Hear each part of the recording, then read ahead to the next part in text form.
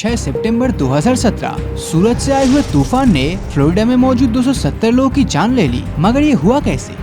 2017 में फ्लोरिडा में एक भयानक सुनामी आई थी, जिसमें लोगों को बचाने के लिए एक रेस्क्यू टीम को भेजा गया। अब सब कुछ सही ही चल रहा था, लेकिन अचानक से फ्लोरिडा के सभी रेडियो सिग्नल्स ने ही पूरी तरह से काम करना बंद कर दिया। अब प्रॉपर कम्युनिकेशन सिस्टम काम ना करने के चलते रेस्क्यू टीम लगभग 270 लोगों की जान नहीं बचा सके, और इसके पीछे जिम्मेदार था सूरज से आती हुई सोलर विंड्स।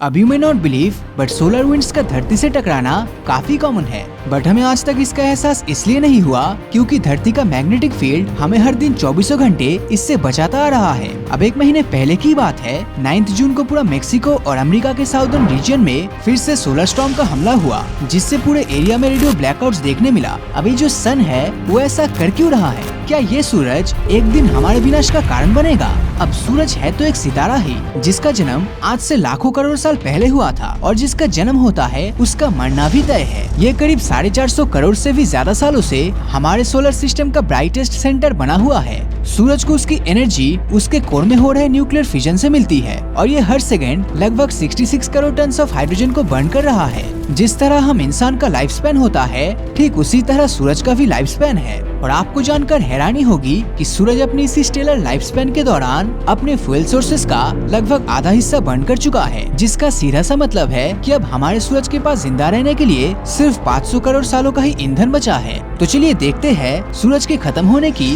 क्या क्या पॉसिबिलिटीज है। अपने अंदर हाइड्रोजन को जलाते हुए हमारा सूरज हर 100 करोड़ सालों में 10% ब्राइटर होता जा रहा है, और इसके चलते सूरज के अंदर जो एक्स्ट्रा एनर्जी जनरेट होता है वो इसके आउटर लेयर को पुश करता है, जिसके चलते साइंटिस्ट ऐसा मान रहे हैं कि आने वाले सालों में हमारा सूरज साइज में बड़ा होकर एक रेड जायंट में तब्दील हो सकता है। अगर हम आज से 200 करोड़ साल बाद की बात करें तो ये धरती के लिए अच्छा समय बिल्कुल नहीं होगा, क्योंकि तब धरती पर जिंदगी गुजारना काफी मुश्किल हो जाएगा। दरअसल इस समय सूरज की ब्राइटनेस इतनी ज्यादा बढ़ जाएगी कि उससे हमारी धरती को खतरनाक ग्लोबल वार्मिंग का सामना करना पड़ेगा, जिसके चलते हमारे समुद्र में मौजूद पानी उबलना शुरू करेगा। सूरज के इस तरह बड़े होने के चलते हीट और रेडिएशन के कारण हमारे सोलर सिस्टम का हैबिटेबल जोन धरती से पूरी तरह शिफ्ट होकर मार्स पर चला जाएगा। धीरे धीरे सूरज का एक्सपैंड होने के चलते मर्क्यूरी राख में बदल जाएगा, और साथ ही वीनस का एटमॉस्फेयर पूरी तरह से तबाह हो जाएगा। और जैसे जैसे इसका एक्सपेंशन और ज्यादा बढ़ेगा, ठीक वैसे वैसे मर्क्यूरी और वीनस को भी अपने अंदर निगल लेगा।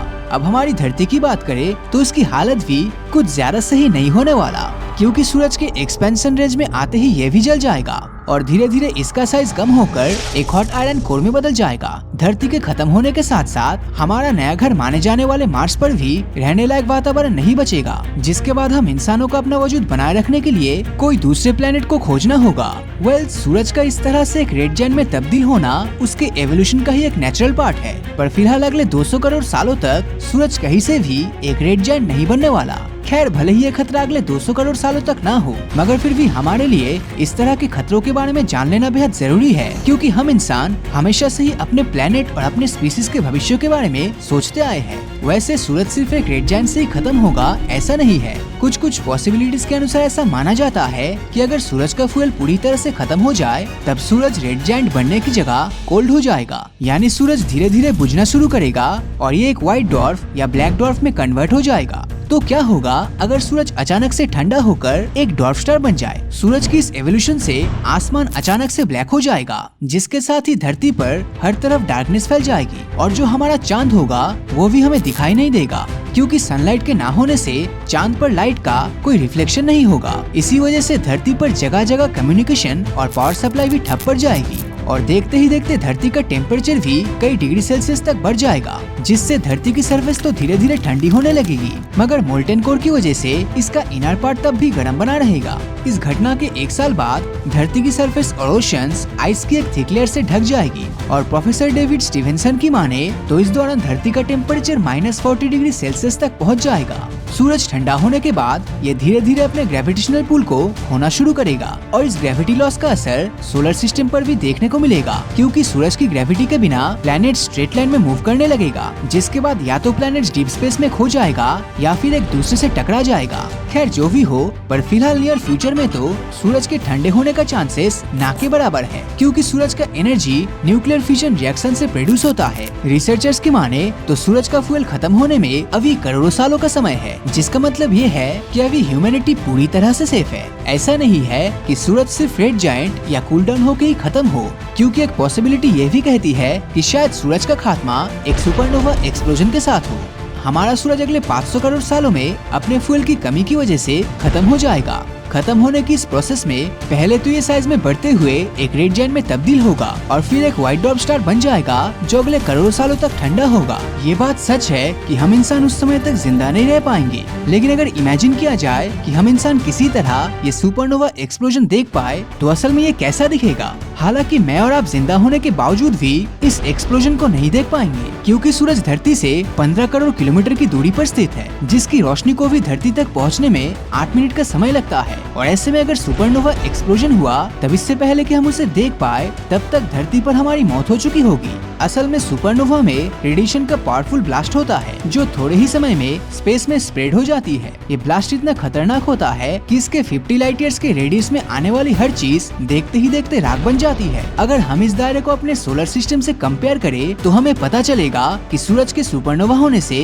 हमारा पूरा सोलर सिस्टम पल भर में खत्म हो जाएगा, क्योंकि ये सिर्फ और सिर्फ 2 लाइट ईयर्स तक वाइड है। इस पावर का आप इसी बात से अंदाजा लगा सकते हो कि सुपरनोवा की शुरुआत में ही जो भयंकर शॉकवेव्स क्रिएट होगी उससे धरती का एटमॉस्फेयर और ओशन समेत सब कुछ तबाह हो जाएगा। और अगर इस दौरान कोई भी क्रीचर जिंदा बचा तब सुपरनोवा से निकली यूवी और गैमा रेडिएशन धरती पर फैल जाएगी और ये ओजोन लेयर को तबाह कर देगी, जिससे धरती पर हर तरफ नाइट्रस ऑक्साइड स्मॉग का फॉर्मेशन होगा। मगर हमें ऐसी किसी कंडीशन का सामना नहीं करना पड़ेगा, क्योंकि सूरज का सुपरनोवा होना पॉसिबल नहीं। दरअसल सुपरनोवा तभी होता है जब बड़े बड़े स्टार्स एक कैटास्ट्रोफिक कोलैप्स में जाकर स्पेस में भयंकर एनर्जी को रिलीज करने के साथ अपनी आउटर लेयर्स को इजेक्ट करने लग जाते हैं। लेकिन अगर हम अपने सूरज को देखें तो असल में ये इतना बड़ा नहीं है कि इसमें कोई सुपरनोवा जैसा कुछ हो सकता है। भले ही सूरज सुपरनोवा ना हो, पर क्या होगा अगर एक ब्लैक होल में कन्वर्ट हो जाए। वेल, ब्लैक होल्स को लेकर ये मिसकंसेप्शन बन चुका है कि ये स्पेस का वैक्यूम क्लीनर है जो अपने रास्ते में आने वाली हर चीज को निगल लेता है, जबकि ये सच नहीं। क्योंकि अगर कोई ब्लैक होल हमारे सूरज के बराबर के मास वाला हुआ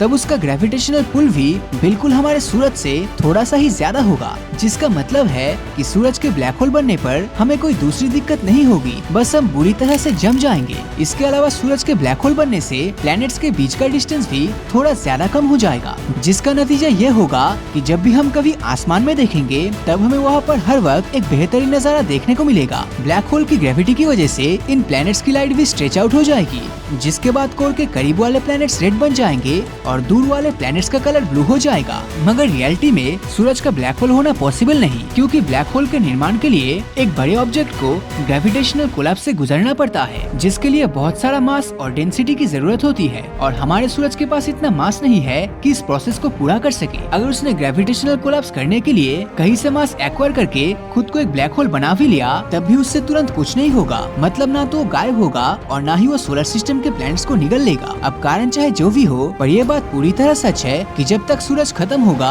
तब तक हम इंसान या तो मर चुके होंगे या फिर हम हमारे सोलर सिस्टम को छोड़ चुके होंगे। और अगर किसी तरह हम यहाँ से निकल जाए तो तब तक हम इतने एडवांस बन जाएंगे कि तब हमारे लिए इंटरस्टेलर ट्रैवल करना कोई बड़ी बात नहीं होगी, जिसके चलते हम सूरज के खत्म होने से पहले कोई दूसरा हैबिटेबल प्लेनेट ढूंढ लेंगे। साल 2022 में अनाउंस किया गया कि सूरज से 750 गुना बड़ा बीटलजूस सितारा सुपरनोवा धमाके से खत्म होने वाला है और इस धमाके को हम धरती पर बैठे साफ साफ देख सकते हैं। अब 2023 का लगभग 4 महीना बीत चुका है, लेकिन अब भी बीटलजूस में हमें कोई एक्सप्लोजन देखने नहीं मिला। अब बीटलजूस कोई ऑर्डिनरी स्टार नहीं जो कभी साइज में बड़ा हो जाता है तो कभी छोटा हो जाता है। कैलकुलेशंस के अनुसार देखे तो ये रेड सुपर जायंट हर 10,000 सालों में हमारे सूरज का इक्वल मास खो देता है। अपने आकार के साथ साथ ये सितारा एक से ज्यादा बार अपनी कलर चेंज कर चुका है। दरअसल 2022 में हुए एक रिसर्च से पता चला है कि बीटलजूस पिछले 2000 सालों में येलो से ऑरेंज और ऑरेंज से रेड में तब्दील हुआ है और अब ये येलो सुपर जायंट फेस में वापस जाने की तैयारी कर रहा है। और इसी बात को लेकर साइंटिस्टों में सबसे ज्यादा डर है, क्योंकि उनको लगता है कि शायद ऐसे में ये एक ब्लू सुपर जायंट बनकर एक्सप्लोड कर सकता है और ये धमाका कहीं हमारी धरती को खत्म ना कर दे। साल 2019 में बीटलजूस में कुछ ऐसा हो रहा था जिसे देख साइंटिस्टों को लगा कि कोई एलियन सिविलाइजेशन इस सितारे से एनर्जी को बाहर खींच रहा है। लेकिन ऐसा कि हबल टेलीस्कोप और दूसरी ऑब्जर्वेटरी से पता चला है कि बीटलजूस पर पर एक ऐसा एक्सप्लोजन हो रहा है जिसमें इसका कुछ लाख किलोमीटर का एरिया ही ब्लास्ट कर रहा है। दरअसल बीटलजूस सितारे पर हाइड्रोजन पहले से ही खत्म हो चुका है, साथ ही इस पर मौजूद हीलियम भी जल्द ही खत्म होने वाली है, जिसका सीधा सा मतलब है कि बीटलजूस आने वाले समय में खत्म हो जाएगा। अब बीटलजूस बचे या ना बचे इससे हमें कोई फर्क नहीं पड़ता, लेकिन इसका एक्सप्लोजन क्या हमारी धरती के लिए कोई बड़ा खतरा बन सकता है, क्योंकि उससे हमें फर्क जरूर पड़ता है। एस्ट्रोनॉमर्स के अनुसार बीटलजूस का एक्सप्लोजन वाकई में एक बहुत ही बड़ी तबाही होगी, क्योंकि इस धमाके से लगभग 100 करोड़ सूरज की जितनी एनर्जी जनरेट होगी, जो गैमा रेस के एक ऐसी स्ट्रीम को क्रिएट करेगा जिसके चलते इसके सामने आने वाला हर एक प्लेनेट नष्ट हो जाएगा। अगर हम हिस्ट्री को देखें तो धरती पर इस तरह की ट्रेजेडी आज से करीब 45 करोड़ साल पहले हुई थी, और इसी की वजह से धरती ने अपनी हिस्ट्री का one of the largest mass extinction event यानी कि ऑर्डोविशियन सुलिडियन एक्सटिंक्शन को नोटिस किया था, जिसमें न सिर्फ धरती की आधी ओजोन लेयर तबाह हो गई थी बल्कि 85% लिविंग ऑर्गेनिज्म भी खत्म हो गए थे। ऐसी घटना अगर फिर से घटी तो मॉडर्न साइंस और टेक्नोलॉजी के रहते हुए भी अंजाम फिर से वही होने वाला है, यानी कि मौत, क्योंकि गैमा रे स्ट्रीम लाइट से भी ज्यादा स्पीड रखती है और इसके पास गजब की डिस्ट्रक्टिव पावर है, जिसको रोक पाना आज के मॉडर्न साइंस की बस की बात नहीं है। इसी तरह का एक एक्सप्लोजन अक्टूबर 2022 में भी नोटिस किया गया था, जिसे एस्ट्रोनॉमर्स ने GRB 221009 नाम दिया था, जो कि अब तक रिकॉर्ड की गई एक्सप्लोजन में सबसे स्ट्रॉन्ग है। खैर, इससे धरती को कोई नुकसान नहीं पहुंचा, और ऐसा इसलिए हुआ